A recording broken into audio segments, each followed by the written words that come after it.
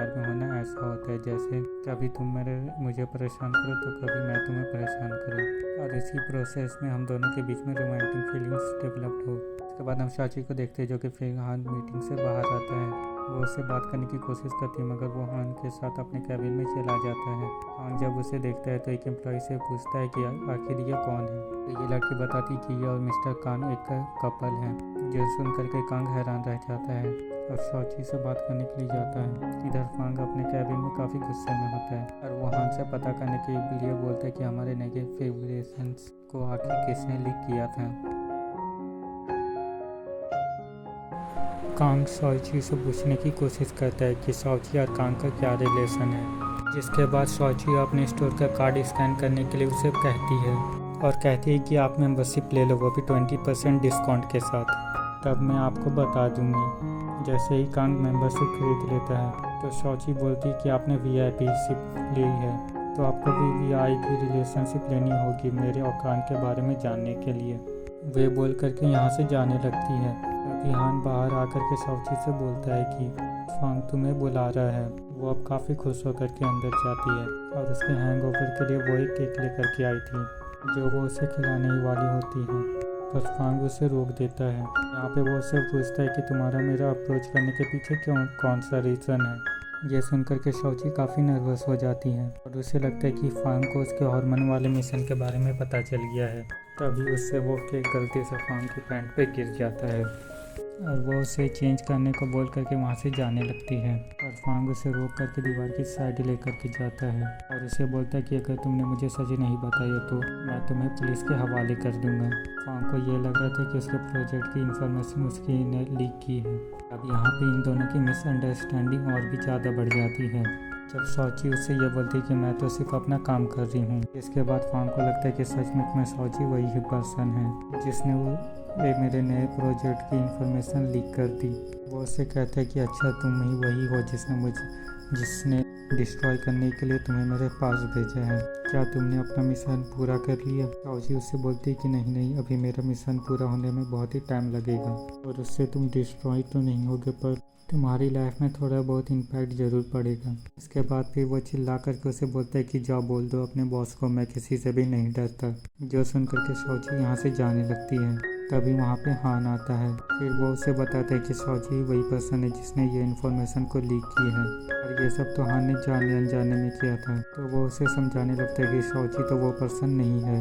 तो फांग कहता है कि उसने खुद ही मेरे सामने ये सब कन्फेस किया है। जो सुन करके हान भी हैरान हो जाता है और सोचता है कि ज़रूर उसने फांग के डराने की वजह से कन्फेस कर लिया होगा और वो फांग के गुस्से को देख करके यहाँ पे भी सच नहीं बता पाता। और हम घर पे शॉची को देखते हैं जो कि फांग से काफ़ी गुस्सा हो रही होती है। तभी उसके पास शोबू आती है जो कि उसे बताती कि फांग ने आज कैसे उसकी डांट लगाई और उसे ये भी पता चल गया कि वो उसके हार्मोन्स कलेक्ट कर रही है। और उसे बोलती है कि फांग तुम्हारे साथ कहीं इसलिए तो ये सब नहीं कर रहा कि वो जानना चाहता हो कि तुम एक एलियन हो। शॉची बोलती है कि हमारे प्लेनेट के रूल के अकॉर्डिंग हमें अपने आइडेंटिटी को प्रोटेक्ट करने के लिए कुछ भी करना होगा। शोबू बोलती है कि हाँ हम किसी का भी मर्डर भी कर सकते हैं। शॉची बोलती है कि मर्डर कुछ ज़्यादा ही हो जाएगा, प्लेनेट में हमारी इमेज भी ख़राब हो जाएगी और मुझे नहीं पता कि किसी का भी मर्डर कैसे कर सकते हैं। शॉबू कहती है कि वैसे अगर हमने फांग को मार दिया तो हम फिर अपना मिशन कैसे पूरा करेंगे। इसके बाद हम फांग को देखते हैं जो कि जैसे ही अपने घर में आता है तभी कोई उसके घर की डोरबेल को बजाता है। वो दरवाजे के पीछे से ही बोलने लगता है कि वैसे मुझे तुम्हारी हरकतें बिल्कुल भी पसंद नहीं है पर मुझे लगा था कि तुम एक अच्छे इंसान हो और मुझे नहीं पता था कि तुम ये सब करोगे।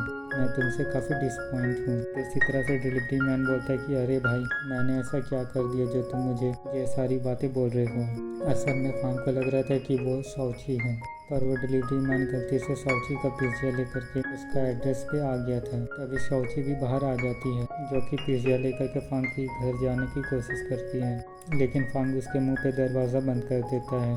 शॉची भी अब गुस्से में अपने घर जाती है जहाँ पे मिस चाय उससे पूछती है कि तुम्हें आखिर क्या हुआ है। तो वो उसे बता देती कि फांग मुझसे बहुत ही ज़्यादा नाराज़ हो गया है। मिस चाय बोलती है कि ये तो तुमने बहुत ही अच्छा काम किया है, इसका मतलब तुम धीरे धीरे सक्सेस की तरफ बढ़ रही हो और कल जाकर के तुम्हें ये देखना होगा कि फांग तुमसे कितना नाराज़ है। अगले दिन हम फांग को देखते हैं जिसके पास हांग आकर के उसे समझाने की कोशिश करता है कि शॉची वो पर्सन नहीं हो सकती है जिसने इन्फॉर्मेशन को लीक किया है। क्योंकि उसे तो हमारे प्रपोजल के बारे में पता ही नहीं है और वो एक बुरी इंसान नहीं है कि मैं कभी भी ऐसे पर्सन को दूसरा चांस नहीं दूंगा जो कि मेरी कंपनी को नुकसान पहुंचाना चाहता है, चाहे वो कोई भी हो। कि अगर ये गलती किसी पर्सन ने जाने अनजाने में की हो तो फांग बोलता है कि तभी मैं उसे नहीं छोड़ूंगा। जिसकी ऐसी बातें सुनकर के हान उसे सच बताने की हिम्मत नहीं जुटा पाता है और यहाँ से चला जाता है। इसके बाद हम शॉची को देखते हैं जो कि फांग की कंपनी में ऑर्डर डिलीवर करने के लिए आती है, पर गार्ड्स उसे अंदर जाने के लिए नहीं देते क्योंकि उसे अब फांग की कंपनी से ब्लैक लिस्ट कर दिया गया था।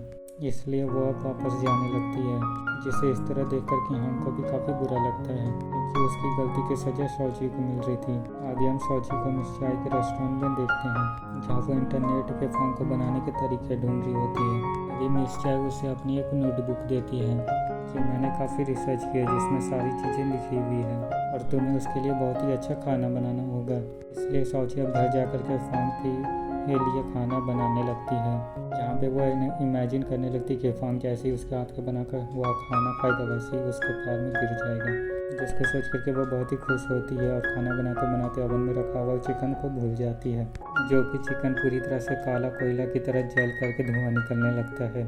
उसी वक्त फांग भी अपने घर वापस आता है, जिसे शॉची के घर से कुछ आवाज़ें आती हैं। जैसे ही वो जाकर के चेक करता है तो देखता है कि उसके पूरे घर में स्मोक फैला हुआ है। वो अंदर जाकर के शॉची को आवाज़ लगाता है और देखता है कि स्टोव पे आग लगी हुई है, जिसे वो किसी तरह से बुझा देता है और उससे पूछता है कि भला तुम ये सब क्या कर रही थी। वो उससे बताती कि मैं तो तुम्हारे लिए खाना बना रही थी लेकिन अब सब कुछ खराब हो गया है। तभी वहाँ से फायर स्प्रे से पानी निकलने लगता है, इसलिए फांग शॉची को अपने घर लेकर के जाता है, यहाँ पे वो उसे टॉवल देता है खुद को क्लीन करने के लिए, या वो उसके क्लोज आकर के उसे बोलने लगता है तुम्हें इस काम के कितने पैसे मिले हैं। और अब इनकी मिसअंडरस्टैंडिंग बढ़ते ही जाती है, जहाँ पे शॉची से बोलती है कि तुमने यह सब की शुरुआत की थी जहाँ पे तुमने मुझे बुली किया था।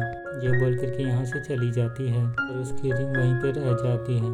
तो फांग उसे देने के लिए जाने लगता है, लेकिन वो रिंग फांग की उंगली में अटक गई थी, जिसको पहनते ही फांग को शॉची के साथ बिताने वाली सारी मेमोरीज याद आने लगती है, जिन मेमोरीज को उसने इस रिंग के अंदर सेव किया था। फांग को नीचे गिरा हुआ देख शॉची वापस आती है और उससे अपनी रिंग को ले लेती है। फिर उसे सोफे पे बैठाती है और उससे पूछती कि आखिर तुम्हें क्या हो गया। अब ये दोनों एक दूसरे को देख ही रहे थे, तभी वहाँ पे शॉबू शॉची को ढूंढते हुए आ जाती है, जहाँ पे वो इन दोनों को इस तरह से देख करके वहाँ से चली जाती है और उसके पीछे पीछे शॉची भी यहाँ से चली जाती है। और फांग सोचने लगता है कि अब ये भी उसे क्या हो गया था।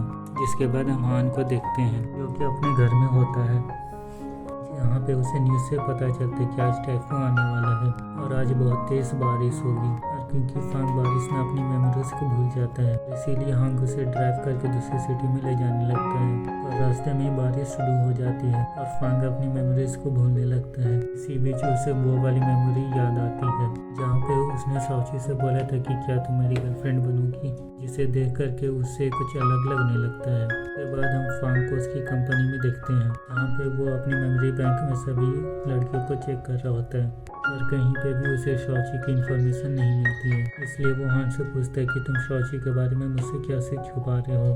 हान को लगता है कि फांग को इसके बारे में मालूम चल गया कि वो परफ्यूम वाली इन्फॉर्मेशन शॉची ने नहीं बल्कि उसने लीक की थी, और वो कहता है कि मैं ये सब बताने की हिम्मत नहीं जुटा पाया और ये सब मैंने जाने अनजाने में किया था। जो सुनकर के फांग बोलता है कि अच्छा वो तुम थे जिसने इन्फॉर्मेशन को लीक की, अब मैं तुम्हारे 3 साल के बोनस को कट कर दूंगा। और मुझे ये बताओ कि मेमोरी बैंक में शॉची की इन्फॉर्मेशन क्यों नहीं है।